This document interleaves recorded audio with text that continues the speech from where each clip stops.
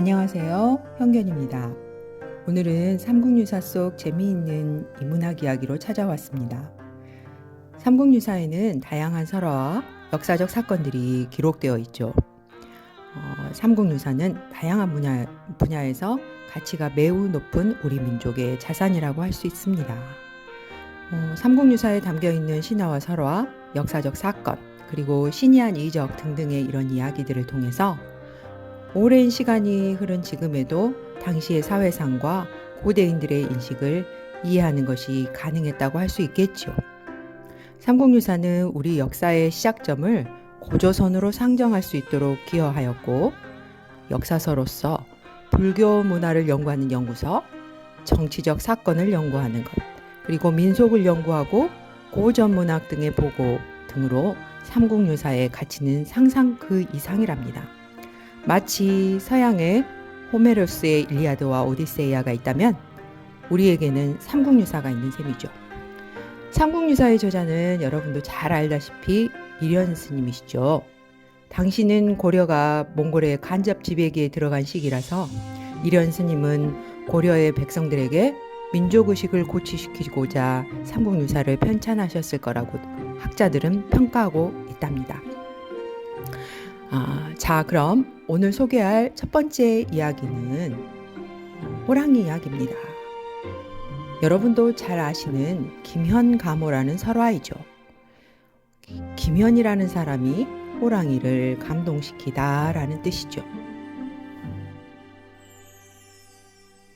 호랑이와 인간의 사랑 이야기이며 여기서 호랑이는 여성으로 등장하는 것이 눈길을 끕니다. 자, 그럼 본격적으로 이야기를 시작해 보겠습니다. 신라의 풍속에는 매해 음력 2월이면 초 8일부터 15일까지 도성의 남자와 여자들이 흑륜사의 전탑을 다투어 돌면서 복회를 행했다고 해요. 복회는 복을 빌기 위한 모임이란 뜻이죠. 원성왕이 다스릴 당시 김현이라는 사람 역시 밤이 깊도록 탑을 돌다가 한 여인과 운명적 만남을 갖게 되죠. 둘은 첫눈에 사랑을 느꼈답니다.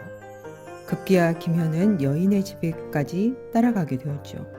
첫 만남에 집까지 쫓아갈 만큼 반했던 걸까요?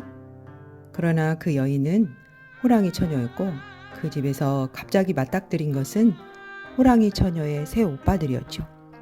이 새 호랑이들은 너무도 많은 인명을 살상했기에 노한 하늘로부터 마땅히 하나를 죽여서 악행을 징계할 것이다 라는 소리를 듣게 됩니다.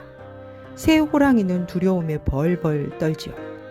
그런데 이 호랑이 처녀가 나서면서 새 오빠가 만약에 멀리 피하고 스스로 뉘우칠 수 있다면 자기가 그 벌을 대신 받겠다라고 하니 모두 기뻐하면서 머리를 숙이고 도망가 버렸답니다. 급기야 나라에서는 새 호랑이를 잡는 자에게 벼슬을 내리겠다는 왕명이 내리고 호랑이 처녀는 자신이 잡힐 테니 김현이 자신을 잡아 벼슬길에 오르라는 제안을 합니다. 그러나 김현은 아무리 호랑이일지라도 어찌 인연을 맺은 여인의 목숨을 팔아 벼슬에 오르겠냐며 거절하죠. 그러나 호랑이 처녀의 너무도 간곡한 말에 김현은 응낙하게 됩니다. 결국 호랑이 처녀는 스스로 목숨을 끊었고 김현은 호랑이를 잡은 공을 세우게 되었지요. 김현은 벼슬에 오르자 서천가에 호원사라는 절을 지어서 항상 불경을 강론하면서 호랑이의 저승길을 인도하고 또한 호랑이가 그 몸을 죽여 자기를 성공하게 해준 은혜에 보답했다는 그런 이야기입니다. 김현가모 뒤에 함께 실려있는 또 하나의 이야기가 있는데 바로 중국 당나라 때 신도증이라는 사람의 이야기입니다. 신도증은 관리로 임명되어서 부임지로 가는 길에 눈보라와 심한 추위를 만나서 말이 앞으로 나아가지 못하게 되자 길가에 초가집을 발견하고는 그곳에 들어가게 되었어요. 등불을 비춰 나아가 보니 늙은 부모와 처녀가 불을 둘러싸고 앉아 있었는데 그 처녀는 나이가 한 14세에서 15세쯤 되어 보였죠. 비록 머리는 헝클어지고 때 묻은 옷을 입었으나 눈처럼 흰 살결과 꽃 같은 얼굴이며 동작이 매우 아름다웠어요. 신도징은 하룻밤 묵을 것을 청했고 주인 부부는 이를 허락하지요. 그 처녀는 손님이 바야흐로 머무는 것을 보고 얼굴을 닦고 곱게 단장을 하고는 장막 사이에서 나오는데 그 하나한 자태는 처음보다 오히려 뛰어났다고 해요.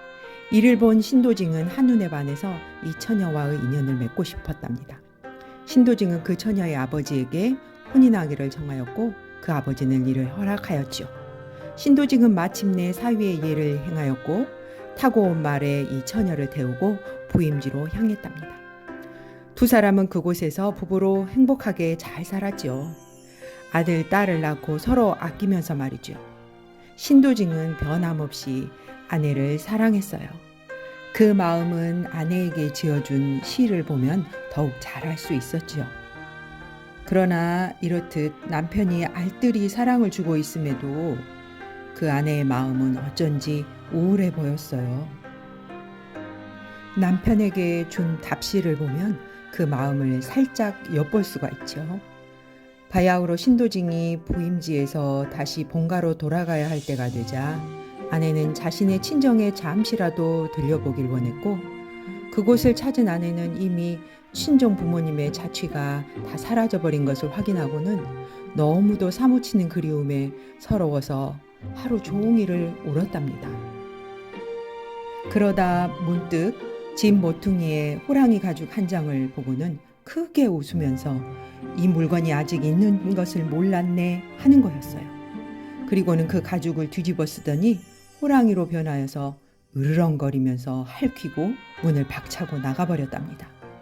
신도징은 놀라서 피했다가 두 아이를 데리고 그 길을 찾아 살림을 바라보고 며칠을 크게 울었지만 끝내 그 호랑이가 간 곳을 알지 못했다고 해요. 이 이야기의 말미에 이련 스님은 자신의 논평을 달아놓았는데요. 신도징의 호랑이는 사람을 배반하는 시를 주어 급기야 달아났지만 김연의 호랑이는 어쩔 수 없이 사람을 상하게 했지만 좋은 방책을 가르쳐줘서 사람들을 구했다라고 하면서 이련 스님은 김현의 호랑이를 더 높이 평가하고 있죠. 물론 김현의 호랑이는 호랑이가 가진 본연의 본성을 뛰어넘는 행동을 보여주었죠. 그보다 못한 인간들은 부끄럽게 만들기까지 할 정도였으니까요. 반면에 신도징의 호랑이는 남편 신도징이 변함없이 사랑을 해주었음에도 불구하고 자신의 본성을 이기지 못하고 남편과 아이들을 배반한 것처럼 보입니다. 그러니 이련 스님이 김현의 호랑이를 더 높이 사는 것도 당연해 보입니다. 하지만 김현의 호랑이나 신도징의 호랑이나 이곳은 김현과 신도징의 입장에서 바라본 상대적인 평가이지 호랑이 그 자신의 입장을 헤아린 평가는 아니라는 생각이 듭니다. 자신의 본성을 찾아 과감히 떠나는 신도징의 호랑이에게서 저는 오히려 더 큰 통쾌함을 느끼기도 했죠. 자, 오늘 이야기 어떠셨나요? 재미있으셨나요? 이렇게 작은 에피소드 같은 설화이지만 현대적인 해석을 곁들여도 재미있게 읽을 수 있을 만한 요소들이 아주 많은 삼국유사. 앞으로 시간 되는 대로 또 다른 삼국유사 속 이야기를 알아보면 좋겠다는 생각이 듭니다. 다음 시간에는 더 재밌는 삼국유사 이야기로 찾아올 테니 조금만 기다려주세요. 그럼 안녕.